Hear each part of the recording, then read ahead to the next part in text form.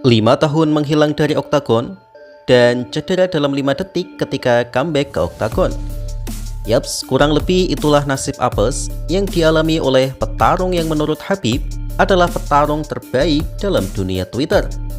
The Notorious Conor McGregor secara sukses membuat hal heboh jagat dunia combat sport, tapi tak seperti biasanya yang mampu membuat kehebohan hiburan. Fans MMA lebih banyak yang heboh karena kecewa bahwa petarung yang sempat masuk politik negara Irlandia tersebut benar-benar mengalami comeback tercepat sepanjang tahun ini. Dia kecewa, fansnya kecewa, tapi banyak juga yang tertawa atas aksinya tersebut. Sebagai superstar terbesar dalam combat sport di era modern ini, Conor McGregor memang memiliki fanbase setia dan haters yang tak terkira, yang siap menyambut hasil baik ataupun buruk yang ia terima. Dan kali ini tampaknya dia sukses membuat fansnya berduka dan hatersnya yang tertawa. Oh my God, McGregor's done already. Well, he's finished. The new boy is in town. The main man's here. Know what I mean? I can become the face of the organization now. Selamat datang di segmen review, di mana biasanya di segmen ini kita akan mereview khusus main event UFC berangka. Tapi karena main eventnya berlangsung terlalu cepat, maka saya tidak memiliki bahan yang cukup untuk mereviewnya. Karena itu, khusus di segmen review kali ini, kita akan membahas dua laga UFC 329, yaitu laga main event dan co-main eventnya. Dua-duanya berlangsung sangat cepat dan berakhir di ronde pertama, tapi perbedaan kontras terjadi, di mana di co-main event penonton bersorak kegirangan melihat sang bintang bersinar terang, tapi di main event penonton bersorak kebingungan melihat sang bintang utamanya tumbang tanpa meninggalkan kesan. Jadi langsung saja kita mulai. Kita awali dengan laga co-main event, di mana Paddy the Paddy Pimblett berhasil tampil spektakuler setelah mengalahkan sang ranking 5 UFC lightweight Benoit Saint-Denis. Petarung yang dijuluki God of War dari Perancis ini sebenarnya tampil sangat tenang dan Bandar Jude pun sedikit mengunggulkannya untuk menang. Sedangkan Paddy yang berstatus underdog datang ke Oktagon dengan penuh percaya diri dan bernyanyi bersama para supporternya, sehingga atmosfer yang gila pun tercipta berkat kehadirannya. Ronde pun dimulai di mana Paddy dengan jangkauannya mencoba melesatkan oblique. BSD dengan tenang menghindar dan membalasnya dengan kombinasi pukulan. Tapi baru 10 detik laga berjalan, BSD langsung melakukan level change dan menembakkan takedown.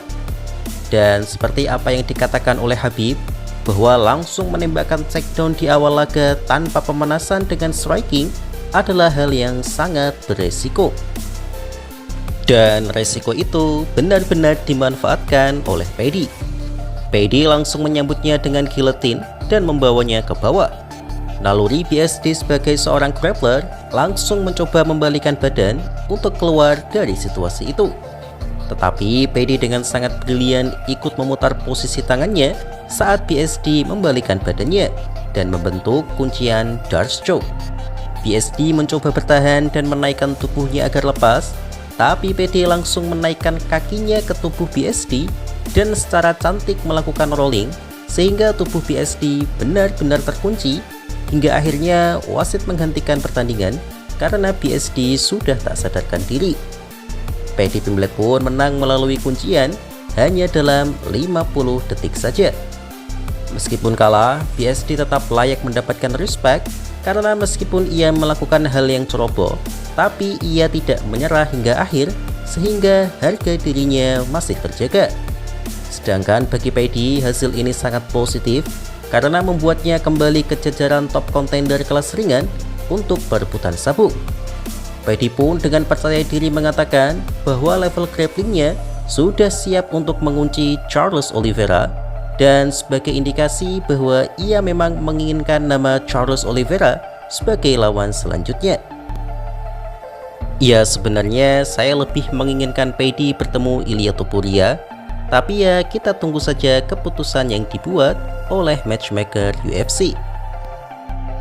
I was talking about it about 10 minutes ago. I'd submit Charles. And have you heard anything back from him or? No, like I've got nothing but respect for Charles. You know what I mean? He's an absolute legend in the sport, but he's on his way out.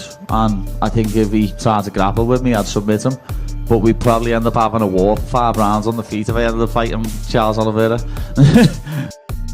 Sekarang, mari kita bahas main event yang dirindukan oleh fans McGregor selama 5 tahun ini. Hampir semua penonton yang menghadiri T-Mobile Arena mendukung sang bintang yang telah kembali. Max Holloway sebagai petarung senior yang sudah sangat berpengalaman tentu memiliki mental yang bukan main hebatnya datang ke oktagon dengan sangat tenang dan percaya diri. Dan ini juga didukung oleh fans McGregor yang juga tidak membenci Max Holloway. Beda dengan Khabib dulu yang langsung dapat sorakan "bu" luar biasa ketika menghadiri arena.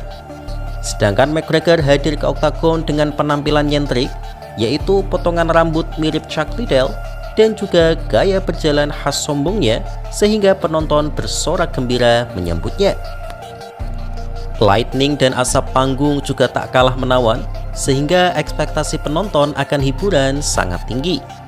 Tapi ternyata kita kembali disadarkan bahwa Yang Maha Kuasa memang memberikan batasan kekuatan pada manusia. Dan salah satu batasan itu adalah usia. Di detik pertama, McGregor mencoba melakukan flying kick pada Holloway. Tapi ternyata tendangan spektakuler yang meleset itu langsung membuatnya merintih kesakitan dan ia coba menendang lagi, tapi langsung jatuh ke bawah. Holloway yang melihat itu tak ambil pusing dan langsung menghujani McGregor dengan pukulannya. Ia mendengar teriakan kesakitan McGregor, tapi McGregor juga teriak pada Holloway untuk melanjutkan saja pertarungannya. Holloway pun mempersilahkan Conor untuk berdiri, dan setelah Conor jatuh dengan sendirinya untuk kedua kalinya, Holloway menjadi yakin bahwa kaki Conor mengalami masalah. Holloway langsung menengok wasit, tapi wasit memintanya untuk melanjutkan pertandingan. Holloway kembali memukuli McGregor sambil melihat ke wasit, karena ia tidak ingin memberikan pukulan yang tak perlu. Namun, Conor tak menyerah dan berteriak ingin lanjut, hingga akhirnya Holloway memberinya kesempatan untuk berdiri. Dan saat berdiri ini, tampak jelas raut wajahnya yang kesakitan terhadap kakinya, sehingga wasit terpaksa menghentikan pertandingan. Max Holloway pun menang via keberuntungan, maksud saya via TKO di ronde pertama.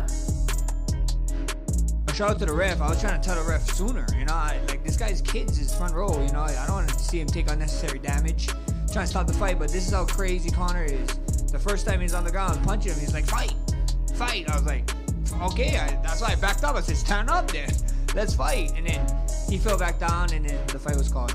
He tried to do this hop step where he hop forward, hop back, and then he did it again. And then when he went back, he just kind of grabbed his leg, and he screamed. He said, and I was telling the ref, come on, bro.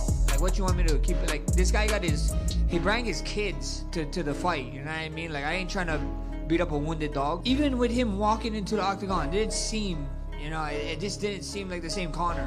Like I thought, he was there to fight, but like I thought he'd be a little bit more rowdy, a little bit more crazy. He looked like really, really calm, like super calm. So I was just kind of like, oh wow, let's see how this goes. And then hasil ini membuat McGregor mengalami tekanan mental yang luar biasa.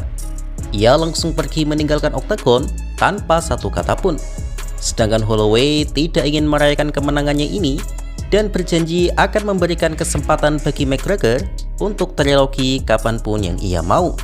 Ya, ini entah baik atau modus, saya juga bingung sih. Karena trilogi melawan McGregor pasti menghasilkan jutaan dolar untuknya. Dan memang secara finansial, Max Holloway adalah yang paling beruntung di sini. Karena ia mendapatkan bayaran terbesar dalam karirnya tanpa perlu cutting weight yang terlalu menyiksa dan tanpa menderita damage apapun. Dan masih berkesempatan mendapatkannya lagi di masa depan karena McGregor berjanji akan comeback setelah pulih dari cedera. Hasil ini membuat banyak fighter bereaksi, misalnya Islam Makhachev yang kembali nge-troll dalam tweetan Twitternya dengan berkata, McGregor berhasil mengalahkan McGregor. Selamat Max, kamu berhasil. Ada juga reaksi kesedihan yang melanda fans McGregor. Salah satunya yang paling menyentuh adalah yang dirasakan oleh Sean O'Malley berikut ini. I feel like I'm in shock. I'm so sad right now. I was gonna try to fucking black out. I was gonna just chug proper. I was trying to get faved on the pot. As much as I wanted Conor to win, I would rather seen him lose. Because he's good, dude. Talk about battling demons. Conor battles demons. He came out, he says it, battles demons. This is gonna be harder to battle. Maybe, I don't know, it's hard to quantify, but then if he would have went out there and lost like a close fight, or even getting finished later in the fight, maybe it's like he at least got to go out there and show that what he did, show off the work he's put in. Maybe looks really good, cracks Max comes back, Max one of the GOATs, he's been active, and Max gets the job done. But Conor didn't get to show anything, zero, and now sold biggest gate, beat the Sphere, biggest gate of all time, sold out Las Vegas in just 30 seconds. Demikian segmen review kali ini. Untuk detail menariknya akan kita bahas di konten selanjutnya, masih di kanal MMA Discourse. Lalu menurut teman-teman, apakah Conor McGregor akan comeback atau sudah saatnya ia menutup karirnya dengan usia yang tak lagi muda? Tulis di kolom komentar ya. Terima kasih.